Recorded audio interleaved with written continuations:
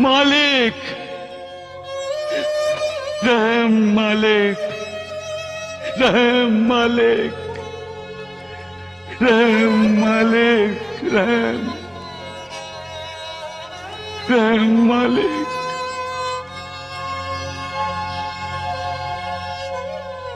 तूने मुझे इस पृथ्वी लोक पर लोगों को करुणा देने के लिए भेजा है, दुखियारों का दुख दूर करने के लिए, रोने वालों के आंसू पोंछने, उनकी पीड़ा मिटाने, उनके जख्मों पर मरहम लगाने के लिए मैं इस दुनिया में आया हूं। लेकिन मेरा जो काम है उसके लिए मुझे पत्थर दिल होना चाहिए, लेकिन मैं तो मोम की तरह पिघल जाता हूं। रोते हुए लोगों को देखकर मैं रोने लगता हूं। एक का दुख दूर करता हूं तो 10 मेरे सामने आकर खड़े हो जाते हैं। हर एक का दुख अलग, हर एक की वेदना अलग, और ये दुख, वेदना, दर्द मुझे कांटों की तरह चुभता रहता है और मैं मोम की तरह पिघलता जाता हूं। रहम मालिक, रहम, रहम मालिक, इन लोगों पर रहम कर मालिक, इन लोगों पर रहम कर जो विकारों के अधीन होकर शैतानी हरकतें करते हैं और बाद में पछताते हैं।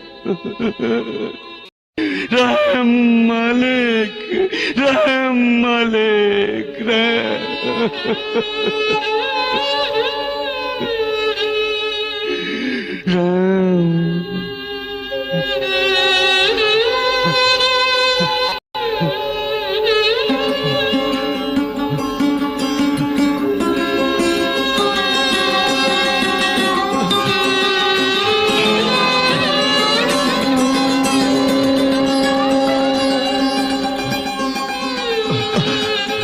साईनाथ, आपकी तबीयत ठीक नहीं है क्या?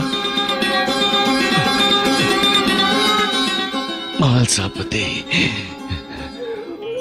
मुझे सहारे की जरूरत है। आप तो दूसरों का सहारा है साईनाथ, और आपको सहारे की जरूरत? मैं भी इंसान हूं महालसापति, मुझे भी इंसानी शरीर की मर्यादा रखनी पड़ती है।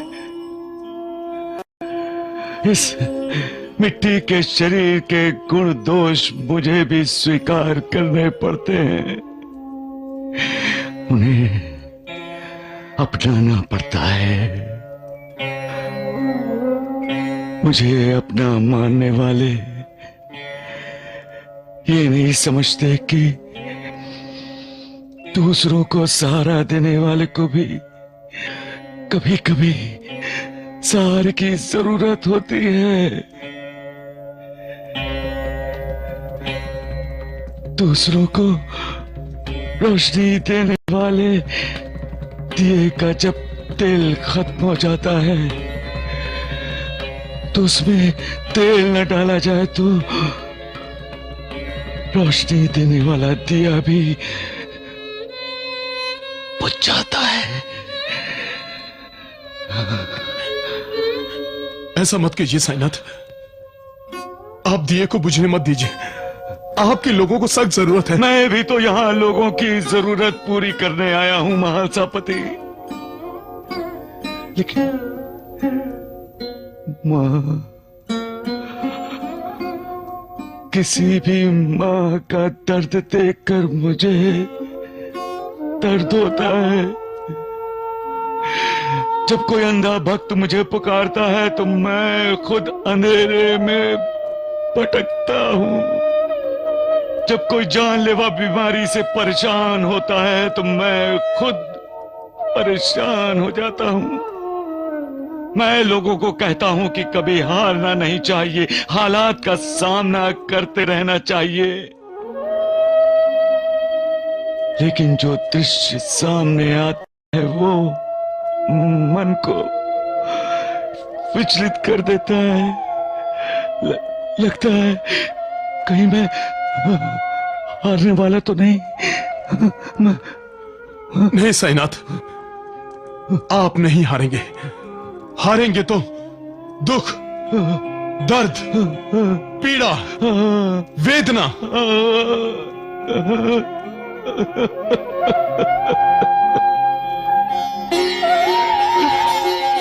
रहम कर मालिक, रहम। अपने इस बंदे पर कृपा कर, कृपा।